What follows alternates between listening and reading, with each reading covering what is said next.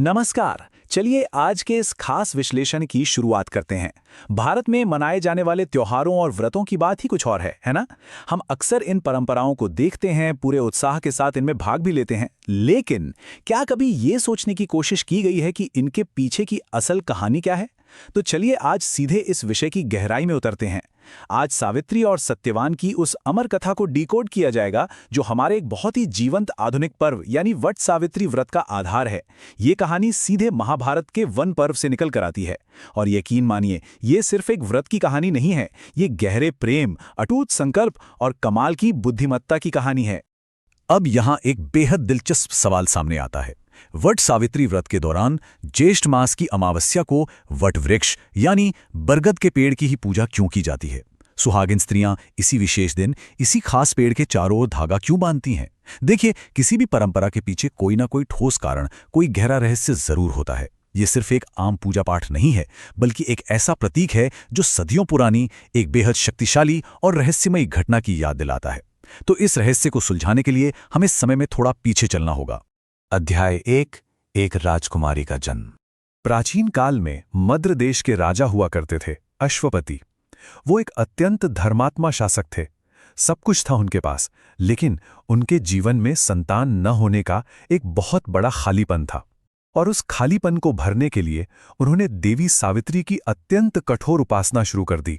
जरा सोच कर देखिए, 1,00,000 आहुतियां, वो भी 1 या 2 दिन नहीं, बल्कि पूरे 18 वर्षों तक प्रतिदिन। इस समर्पण और तपस्या के स्तर की हम केवल कल्पना ही कर सकते हैं। और इसी अटूट भक्ति का परिणाम था कि देवी सावित्री स्वयं प्रकट हुईं और उन्होंने एक तेजस्वी कन्या का वरदान दिया। इस दिव्य कन्या का नाम उसी देवी के सम्मान में सावित्री रखा गया। वो सिर्फ सुंदर ही नहीं थी, बल्कि वेद शास्त्रों में इतनी पारंगत और प्रभावशाली थीं कि लोग उसे साक्षात देवी का अवतार मानते थे। जब सावित्री विवाह योग्य हुई तो उसके पिता ने उसे एक ऐसा अधिकार दिया जो उस समय के हिसाब से बिल्कुल असाधारण था, अपना वर स्वयं चुनने की स्वतंत्रता। ये उस प्राचीन काल में महिला सशक्तिकरण का कितना अद्भुत उदाहरण है। सावित्री खुद एक रथ पर सवार होकर अनेक राज्यों और घने वनों की यात्रा पर निकलती है और अंततः शाल्व वन पहुंचती है।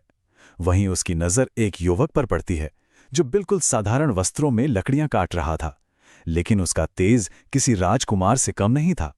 ये सत्यवान था, एक निर्वासित और दृष्टिहीन राजा द्युमत्सेन का पुत्र, जो अपने माता पिता की पूरे मन से सेवा कर रहा था। बस उसी क्षण बुद्धि और हृदय दोनों ने ये तय कर लिया कि यही युवक जीवन साथी होगा।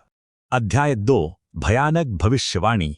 ये निर्णय लेकर जब सावित्री पिता के महल वापस लौटती है तो वहां का माहौल अचानक से बेहद गंभीर हो जाता है। कारण, वहां देवर्षि नारद उपस्थित थे और नारद मुनि ने एक ऐसा भयानक सत्य उजागर किया जिसने सबको हिलाकर रख दिया। उन्होंने कहा, सत्यवान की आयु बहुत कम है। आज से ठीक 1 वर्ष बाद उसकी मृत्यु हो जाएगी। ये कोई मामूली चेतावनी नहीं थी, ये एक ऐसी पक्की भविष्यवाणी थी जिसे किसी भी हाल में बदला नहीं जा सकता था। सत्यवान में सारे गुण थे। वह वीर था, सत्यवादी था, माता पिता का सच्चा सेवक था। लेकिन ये एक इकलौता दोष उन सब पर भारी पड़ गया। एक पिता की स्थिति की कल्पना की जा सकती है जिसे ये पता चले कि उसकी पुत्री का होने वाला पति सिर्फ 1 साल का मेहमान है। जाहिर है, राजा अश्वपति ने तुरंत अपना निर्णय बदलने को कहा। लेकिन सावित्री का जो उत्तर था ना, वो इतिहास के पन्नों में हमेशा के लिए स्वर्ण अक्षरों में दर्ज हो गया। उसका यह कथन एक अदम्य इच्छा शक्ति को दर्शाता है। उसने कहा, एक आर्य कन्या अपने मन में एक बार जो निश्चय कर लेती है, वो उसे नहीं बदलती। एकदम स्पष्ट कर दिया गया कि चाहे सत्यवान अल्पायु हो या दीर्घायु, उसे पति मान लिया गया है और अब धर्म उसी के साथ है। यह कोई बचकानी जिद नहीं थी, यह अपने चुनाव और अपनी प्रतिबद्धता पर एक अटूट विश्वास था। और इस भयानक दृढ़ता के आगे तो नारद मुनि को भी झुकना ही पड़ा। अध्याय 3।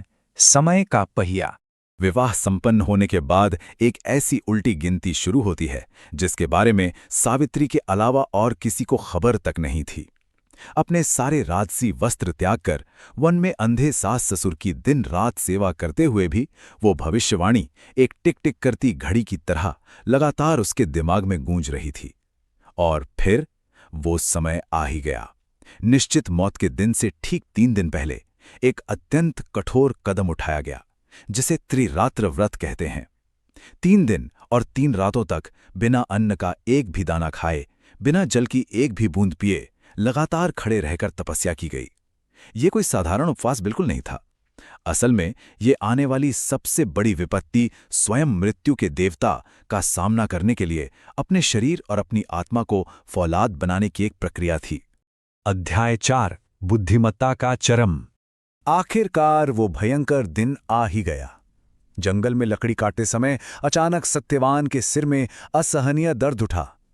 सावित्री की गोद में सिर रखकर वो लेट गया। उसकी आंखें बंद होने लगीं और तभी आसमान में घनघोर अंधेरा छा गया।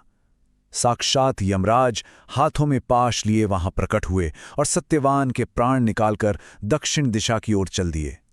अब यहां सबसे अहम बात यह है कि सावित्री रोती बिलखती हुई वहीं नहीं बैठी रही।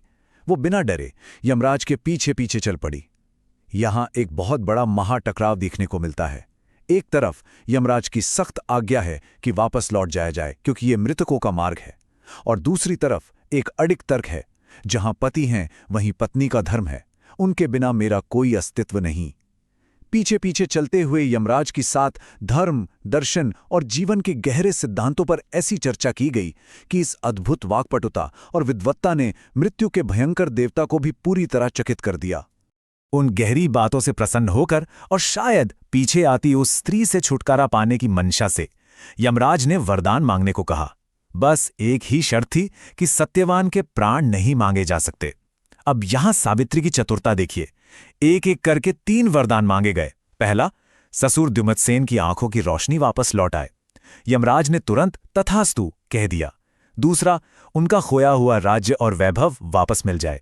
इसे भी आसानी से स्वीकार कर लिया गया। और फिर सबसे बड़ा दांव चला गया। अत्यंत विनम्रता से कहा गया, हे मृत्युदेव, मुझे 100 पुत्रों की माता बनने का वरदान दीजिए। यमराज, जो उस समय तक तर्कों से इतने अभिभूत थे, उन्होंने बिना कुछ सोचे समझे ये भी दे दिया। तथास्तु। और बस यहीं, ठीक इसी पल एक शानदार बौद्धिक पाश फेंका गया। इस तार्किक जाल को समझना वाकई बहुत रोचक है। मुस्कुराकर यमराज से पूछा गया कि प्रभु, एक पतिव्रता स्त्री के रूप में मेरा धर्म तो केवल मेरे पति के साथ है। अगर पति के प्राण ही हर लिए गए हैं तो 100 पुत्रों की माता बनने का आपका ये वरदान आखिर पूरा कैसे होगा? यमराज पूरी तरह से स्तब्ध रह गए। वे अपने ही दिए हुए वरदान के जाल में बुरी तरह फंस चुके थे। उनकी हार हो गई थी। लेकिन अजीब बात है, ये हार उन्हें बुरी नहीं लगी। इस कुशाग्र बुद्धि और आगाध प्रेम के सामने साक्षात मृत्यु के देवता को भी नतमस्तक होना ही पड़ा। अध्याय 5 वट वृक्ष की ओर वापसी। यमराज ने खुशी खुशी हार मानकर सत्यवान के प्राणों को पाश से मुक्त कर दिया और साथ ही ये आशीर्वाद भी दिया कि यह गाथा युगों युगों तक अमर रहेगी। सचमुच उस दिन मृत्यु को हरा दिया गया था, किसी हथियार से नहीं बल्कि अडिग प्रेम और तर्कपूर्ण बुद्धि से। अब लौटते हैं हमारे उस शुरुआती सवाल पर। इस पूरी महाकाव्य जैसी घटना का मूक साक्षी आखिर कौन था? जी हां, वो था वटवृक्ष यानी बरगद का पेड़। जब प्राण निकल रहे थे तब इसी विशाल वृक्ष की छाया में सत्यवान का सिर रखा गया था। भारतीय मान्यताओं में वटवृक्ष को त्रिदेवों ब्रह्मा, विष्णु और महेश का निवास स्थान माना जाता है। अपनी फैली हुई विशाल शाखाओं और लंबी उम्र के कारण यह वृक्ष दीर्घायु और अमरता का सबसे बड़ा प्रतीक है। और यही कारण है कि यह महान कथा हमेशा के लिए इस वृक्ष के साथ जुड़ गई। और इसी महान घटना को याद करने के लिए आज भी वट सावित्री व्रत मनाया जाता है। हमारी इस आधुनिक व्रत विधि में सुहागिन स्त्रियां निर्जल या फलाहार व्रत रखती हैं, जो सीधे तौर पर उस कठिन त्रिरात्र व्रत का प्रतीक है। वटवृक्ष की पूरे विधि विधान से पूजा की जाती है और उसके चारों ओर कच्चा धागा लपेटा जाता है। ये धागा कोई मामूली धागा नहीं है, बल्कि ये उसी अटूट प्रेम और विश्वास का प्रतीक है जिसने साक्षात मृत्यु को भी बांध लिया था। और सबसे महत्वपूर्ण बात, इस दिन सावित्री और सत्यवान की ये कथा सुनी जाती है ताकि उस असीम धैर्य और बुद्धिमत्ता से आज भी प्रेरणा ली जा सके। तो इस पूरे विश्लेषण से हमें क्या निष्कर्ष मिलता है? यही कि यह पौराणिक कथा केवल एक साधारण धार्मिक कर्मकांड तक सीमित नहीं है। अगर हम इसे गहराई से देखें तो ये नारी शक्ति, दृढ़ संकल्प और मानवीय बुद्धिमत्ता का एक प्रॉपर मास्टर क्लास है। इसने ये पूरी तरह से सिद्ध कर दिया कि सच्ची लगन, प्रेम, निष्ठा और सही समय पर सही तर्कों का इस्तेमाल करके इस दुनिया में असंभव को भी संभव किया जा सकता है। अंत में ये विचार उत्तेजक प्रश्न ध्यान देने योग्य है। वट सावित्री व्रत तो सिर्फ एक उदाहरण मात्र है। हमारी संस्कृति में ऐसे और कितने प्राचीन रीति रिवाज और त्योहार हैं जो बाहर से देखने पर सिर्फ साधारण कर्मकांड लगते हैं, लेकिन उनके भीतर मानवीय बुद्धिमत्ता, अदम्य साहस और सशक्तिकरण की ऐसी ही अविश्वसनीय कहानियां छिपी हुई हैं। अगली बार जब भी किसी परंपरा को देखा जाए तो उसके पीछे की छिपी हुई कहानी को खोजने का प्रयास जरूर किया जाना चाहिए। आज के इस विश्लेषण से जुड़ने के लिए बहुत बहुत धन्यवाद। ज्ञान और कहानियों की इस खोज को ऐसे ही जारी